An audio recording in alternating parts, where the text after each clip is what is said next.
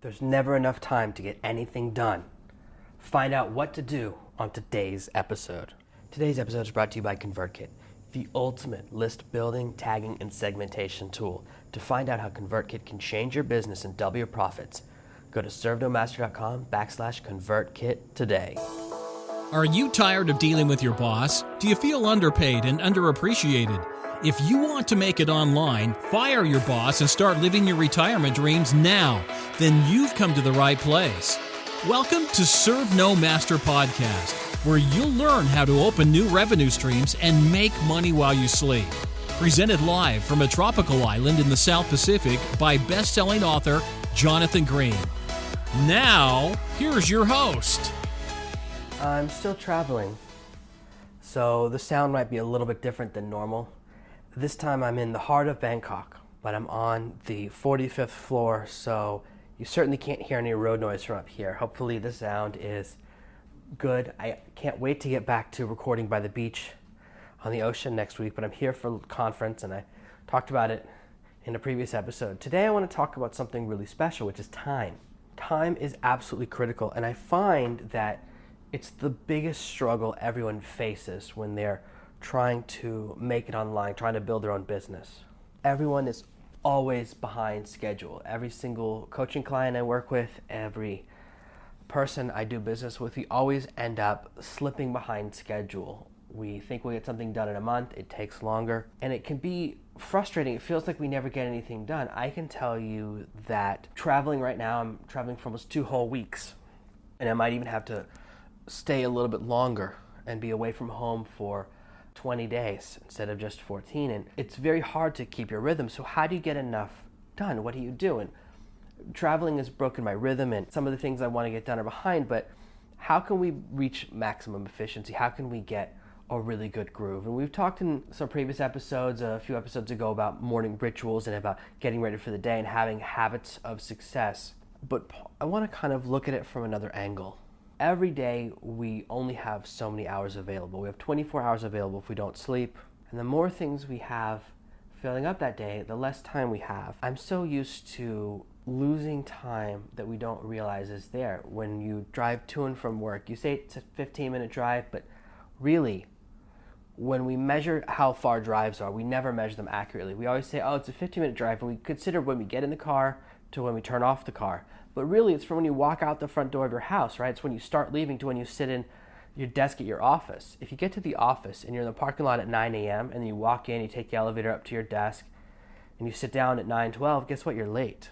So you don't do that, do you? You want to be at your desk by 9. So we have this way when we're talking about commutes, especially of massaging the numbers. And the way we measure time is inaccurate, and it's why we feel like there's never enough time. Instead of trying to find more time, we want to eliminate some of the time that we waste. What I'd rather you do is find one area where you're spending time that's inefficient or you shouldn't be doing it, and remove that inefficiency, remove that time-wasting activity. There are certain things that I do that waste time. I can tell you, last night I got distracted. I haven't watched TV in a long time, and I downloaded all of my favorite investing shows. They had 2 episodes of the show where they help inventors. They had 2 episodes of the show where the guy travels out and invests in business and helps grow business, and then 2 episodes of the other one that I like, where the guy buys really big orders to grow small companies.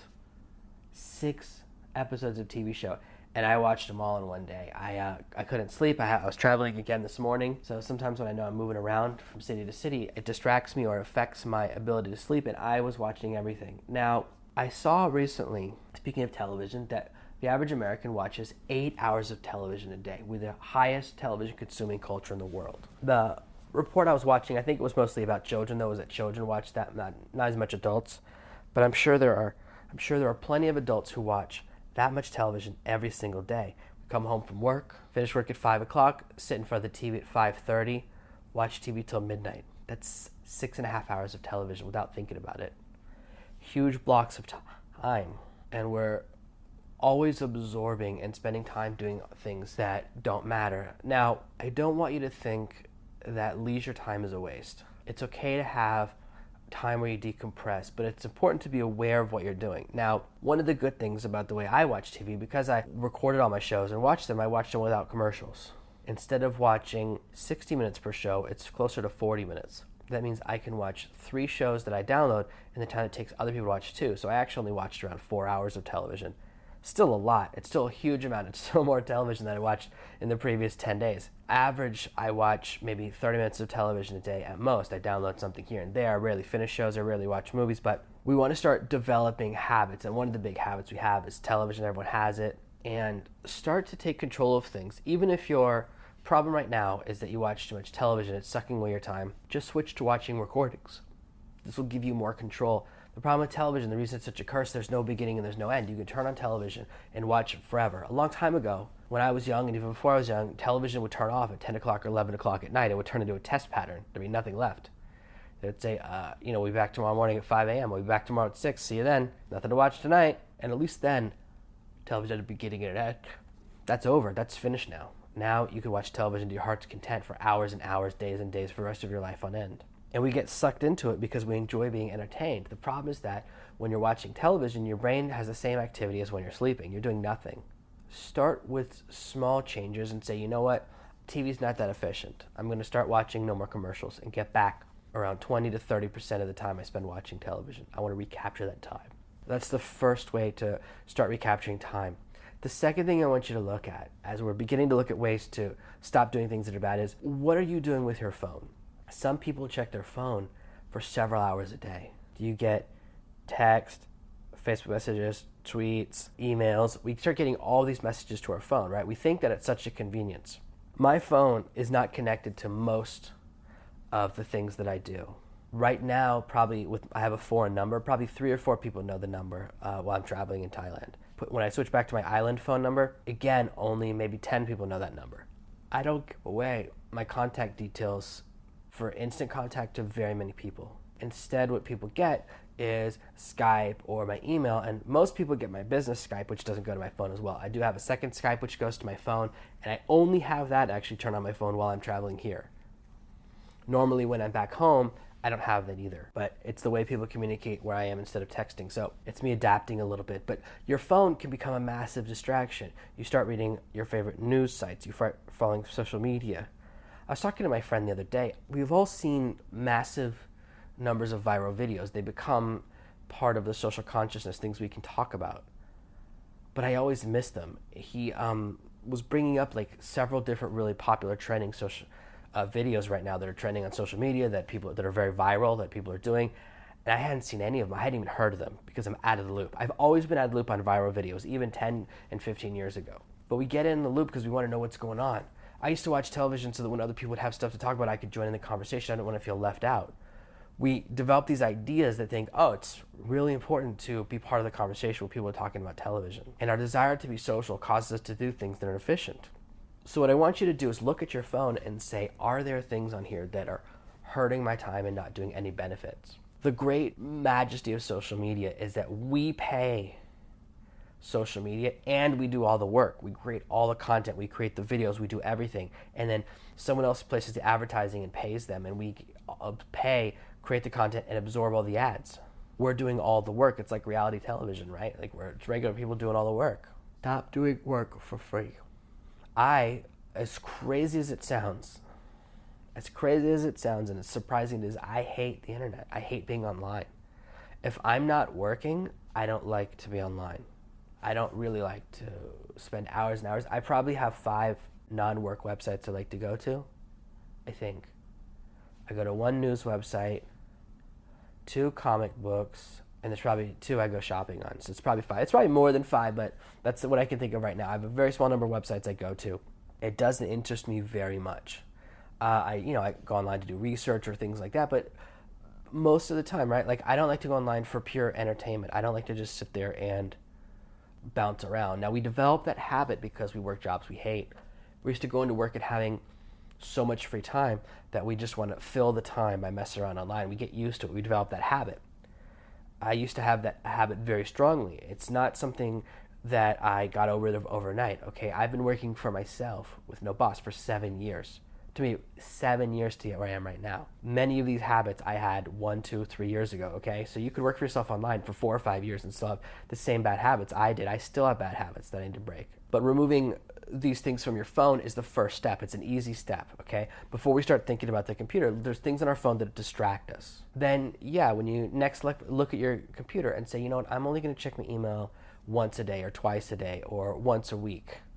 I only check my email once a day, and that's a great freedom. It keeps me from getting distracted. Not only does it keep me from checking email, it keeps me from thinking about checking email. Like, oh, I wonder if I'm going to have an email with this, or I wonder if I have an email with that. Removing that stress, removing that thought from your mind, removing that distraction is very valuable. It allows you to be free throughout the day. That's what it gives me, is a great freedom. If I'm working at 7 or 8 o'clock at night and I'm working on a podcast or something else, I'm not thinking, oh, I hope I don't have an emergency email. I don't even worry about it because I know I don't check emails for another 12 hours. And as you train the people you do business with and explain over and over again what you do, you'll stop getting emergency emails. That's why I mention all the time in podcast episodes and blog posts all over the place, I talk about how I don't check email all the time. I'm setting expectations. The reason I do that is so if you email me, you won't be surprised if it takes you 1 to 2 days to get a reply from me, because we're in different time zones. It could be as much as 47 hours. You know, if I'm way ahead and I'm traveling the game right now, sometimes my rhythm's a little bit off, but I never go more than 2 days. And normally it's 99% of the time it's every single morning, but I can't always guarantee that because something happens or I get distracted or I sleep in or the internet goes out for a day, but very high response rate. But once a day, that allows me to have the rest of the day free. That allows me to create a little bit of freedom. And I want you to think about little things you have in your day that are sucking up time without giving you any return. It's fine to have things, right, that give us a return, that are efficient. It's fine to spend time watching television if it decompresses you for an hour or two. It's fine to spend time with your friends or working out and all of those things. What we want to look at is these little habits and activities that are sucking up time and giving us nothing in return. It's when you have 5 or 6 bad habits throughout the day. You know, you spend your time in the car to and from work during your commute just listening to music on the radio. So that's time that's lost that you could spend more efficiently if you wanted to. That's not so bad, but then when you're in the bathroom, again, you just listen to comedy stuff and you end up spending longer in the bathroom than normal because you read on the toilet. You have a bathroom habit. Then you have another habit of when you get home from work, you spend an hour in the bathtub every night reading a book, then you watch television for 2 hours. It's not having leisure or relaxing things that's a problem. It's when you have too many stacking. There's a lot of talk about positive habit stacking, and there's a great book about habit stacking. The whole idea is building positive on top of positive habits, one habit at a time. And the first step is to start looking at removing habits. It's a lot easier to remove those habits and replace them with something than it is to try and just start new ones from nothing. So what we're looking for is opportunities and ways to take control of your time. Another problem is that we lose our motivation when the goal is too far away. So as you're organizing your time, if you're thinking about a project and you're going, okay, this project's only going to take me 6 months and I'll make that first dollar, that's brutal. I'm always trying to push people to get things done as fast as they can to make that first dollar, even if it's imperfect. It's better to put out something that's incomplete than to put out nothing at all. I know there's the fear of putting out something that's inferior and hurting your reputation, and I totally understand that. And I don't want to push you into that where you're doing something that you're not happy with, because that's not what I believe in. But what I do believe in is doing stuff, getting it out there, and then improving it. For example, let's take an example. You put out your book on Amazon. You put out your first book on Kindle. Okay, it's not really ready. It's not 100% ready for prime time. You'd like to do one more edit. But it's better to get a version up, so you at least have a version out there. You sell 2 or 3 copies. You only make 80 cents in profit, but you get that feeling of money coming in, and then you can re-edit the book, send it back to Amazon, push it, update the copy those 3 people have anyways. And that during that time, you can then improve the book. Sorry if you heard that. Hopefully I'll be able to remove the ringing of a doorbell. For some reason at this hotel, they ring my doorbell about every 30 minutes to want to bring me another treat or another snack, and I want to spend my time with you. Another example, right? We are talking about time and something surprising happens.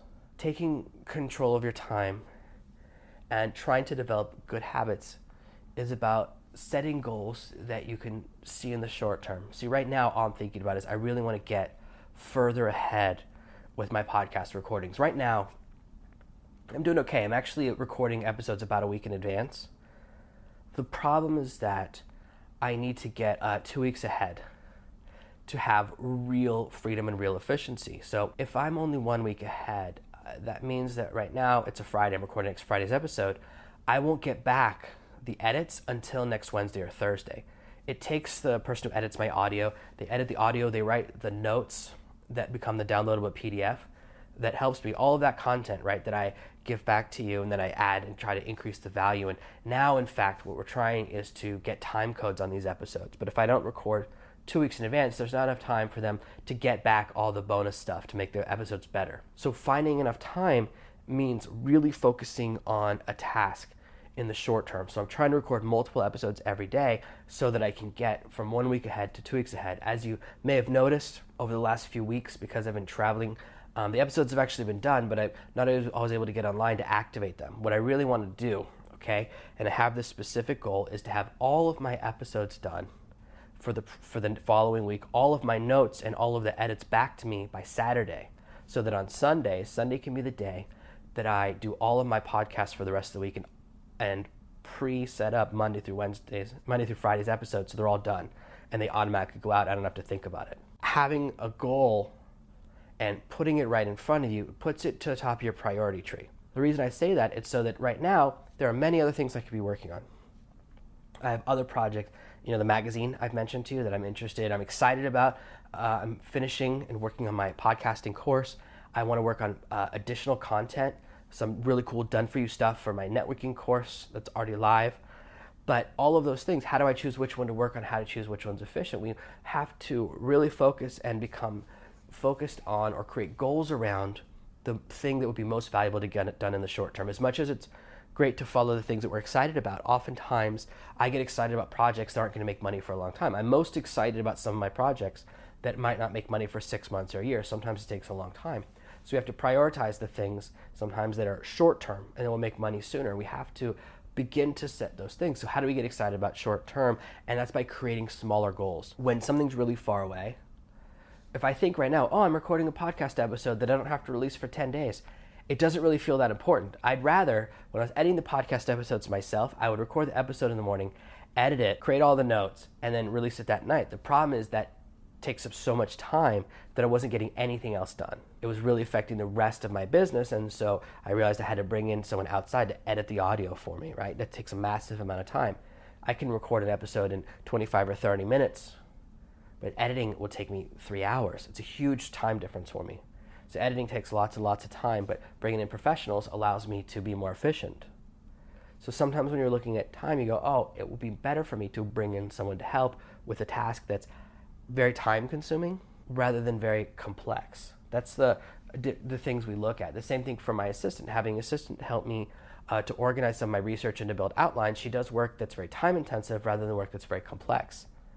Because sometimes as much as I enjoy it, and I actually really enjoy making slides and things about course preparation, but they take massive amounts of time. So it's not a good use of my time. It's not a good use of time and productivity to benefit ratio.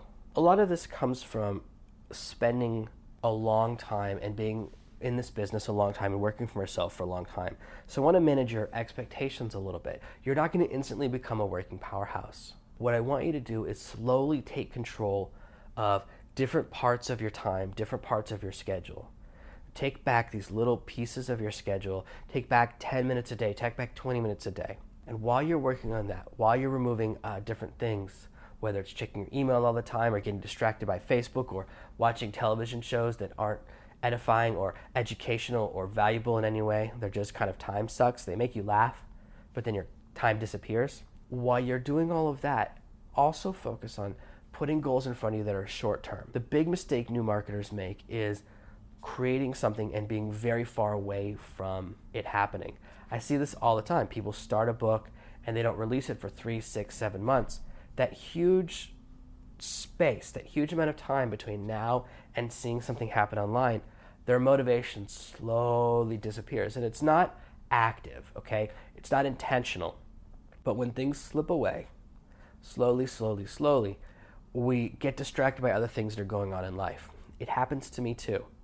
Right now, okay, I'm recording this today. I wanted my new book, 20K in a Day. It should have come out yesterday. It's not going to come out all the way until January. Now, there are a couple of reasons for that. 2 different editors I hired quit in the middle and sent back the entire payment. That's never happened to me before. 2 different things happened. And part of my problem is that I waited too long to send it to the first editor because I didn't realize that the first editor might quit and send it all back. I didn't realize that the second editor, who would actually do a bunch of work, do about 30% of the work and sent me back 30% of the processed content and then send it back in all the money. So I'm now on the third editor. It's unexpected, but sometimes things happen and we end up behind schedule, and it's disappointing to me. And I know that when I push back a book launch, then it stops becoming a focus for me. And even this week, I was noticing that I really need to spend more time curating and working on all my books on Amazon, working on rebuilding their rankings and paying attention to that. I'm so distracted because I'm doing 50 other things. I'm a one-man band, that certain areas sometimes lose that focus and they start losing that love. But when you wait too long to launch a book, if you don't feel like it's ready, or if you wait too long for any project, you start to lose that sense of motivation. That's why I'm always obsessed with releasing stuff as fast as possible. I was tempted to start this podcast 1 month later. I thought about pushing back the launch of the Serve No Master book another month, but I resisted that because I knew it's better to put it out imperfect than to wait and never do anything. But my website, still, it's not perfect. It's closer and closer, but it's better to do something that's 80% there just to get something live, so at least you're in the game. After you've put your book out there into the world, after you've released your videos, you can replace them. You can go into YouTube, you can go into Vimeo, you can go into Amazon, and you can click replace, and it will let you upload a new file. I can do the same thing for podcast episodes too. Anything I release, I can create, edit, improve, and release a better version, and it's okay. So I'm constantly improving things. I go back and edit out books all the time. All of those things, they can be changed. So realize that one of the ways to start feeling good about how you spend your time is to get a feeling of success. And instead of waiting for perfection and releasing something that makes you that first dollar quickly, that's very valuable to get you that taste. That first dollar online is absolutely critical because there's a huge difference between $0 and $1. After that first dollar, you don't really have that same feeling until you make $1,000 in the same day. That's the second time you get that strong feeling. But you want to feel like, wow, success online is really possible. I can really do something great. So as we're thinking about time and as we're thinking about recapturing your schedule and recapturing efficiency, think about removing things that are a waste of time, taking back small pieces of time throughout the day, developing habits and stacking habits that are positive rather than negative, setting goals that are short-term and achievable, and focusing on making that first dollar online as quickly as possible so that you activate your higher level of motivation. When you follow these steps, when you take these correct actions, it will make a very big difference in your business and in your success because you'll begin to feel that efficiency. And over time, your efficiency will improve more and more and more. Even 7 years later, I still see ways I could be more and more efficient. I still have things that sometimes take me too long to release, or I feel like I'm behind schedule. And other people look at my productivity and they go, what are you talking about? You do 2 or 3 products a month, you do 20 podcast episodes a month, you mix in a bunch of blog posts, you do all of these other things. But we all measure ourselves in different scales. I'm constantly trying to improve, and by opening the veil, by being honest with you about how I want to improve and the things I want to do to be better and better, I want you to see the path in front of you so you can feel, okay, there's always ways to get better. I don't have to feel bad about myself. I want you to feel like we're on the same journey together rather than I'm at the top of the mountain. I'm just closer to the top than you. And we're on the same journey. So you can take control of your time. You can recapture some of that lost time. You can find that efficiency, and you can start really, really succeeding online. You can be in charge of your own destiny. Thank you for listening to this week's episode of Serve No Master. Make sure you subscribe so you never miss another episode. We'll be back tomorrow with more tips and tactics on how to escape that rat race. Head over to servenomaster.com/podcasts now for your chance to win a free copy of Jonathan's bestseller, Serve No Master. All you have to do is leave a 5-star review of this podcast. See you tomorrow. Thank you for listening to the Serve No Master podcast. Email your questions to podcast@servenomaster.com, and your question with my answer might appear in the next episode.